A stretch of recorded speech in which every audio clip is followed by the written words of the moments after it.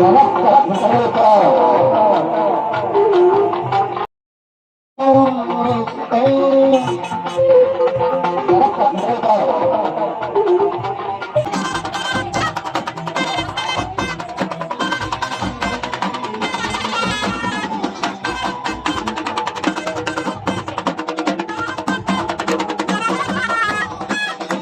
مرة أروح لمولد سيدنا زينب، بس كان جميل.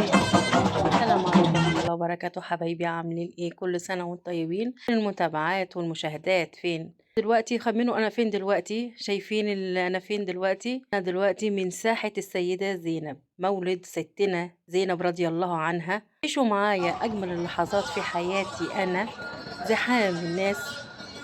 وشوفوا هنا فين، انا هنا عند صوبيا الرحماني.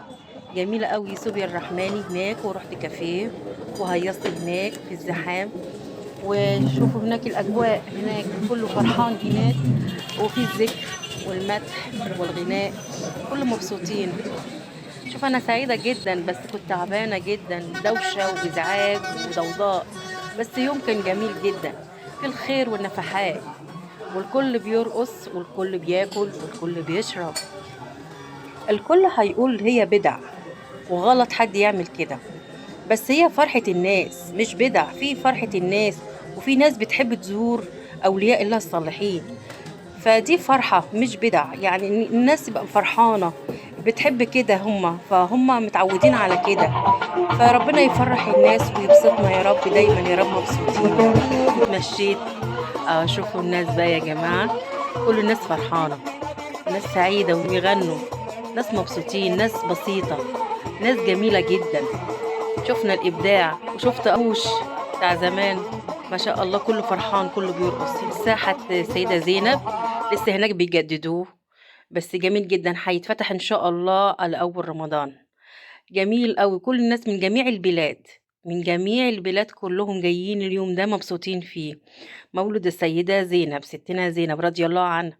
الناس كلها فرحانة، والناس كلها مبسوطة هناك. يا شوفوا بقى الأجواء معايا والناس والهيصة، جميل جدا، الناس مبسوطة. كان جميل، يوم جميل، وعاملين ندوات وعاملين مدح وأكل وشرب. يعني خيرات ربنا هناك والله، فعلا لقيت الدنيا لسه فيها خير هناك، حاجات جميلة جدا. بعد ما اتفرجت واشتريت كل اللي انا عايزاه، جبت حلاوة المولد وحلاوة الشعر. الله يرحمها امي عودتني لازم نجيبه حلاوة شعر. اشوفكم على خير بقى. وبعدين كده ركبت ومشيت بقى وهوت، واشوفكم على خير. كل سنة وانتم طيبين. ستنا زينب رضي الله عنها. المتابعات واللايك والاشتراك، يا ريت تفعلوا الجرس، يا ريت المتابعات، يا ريت التعليقات. بحب طبعا تعليقاتكم. اتمنى لكم السعادة والهنا. مولد سيدتنا زينب رضي الله عنها. مبسوطة جدا وفرحانة. الله يسعدكم يا رب. كان يوم جميل وزحمة جدا.